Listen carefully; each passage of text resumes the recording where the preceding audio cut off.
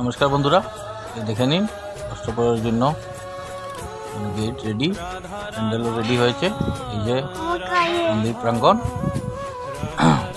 খুব সুন্দরভাবে সাজিয়ে তোলা হয়েছে। এই মহাদেব বাবার দর্শন করে নিন। দেখেন মহাদেব বাবা, যে কৃষ্ণকালী মন্দির, কৃষ্ণকালী মায়ের দর্শন করে নিন। এই যে মণ্ডপের পুরো রেডি, এ থেকে শুরু হবে শুভ দিবস। সব খাওয়ার জন্য প্যান্ডেল কমসে কম 2 থেকে 3,000 মানুষ প্রসাদ খাবে। এই যে এখানে ভোগের মা কালীর কীর্তনের প্রসাদ এবং খিচুড়ি বানানো হবে।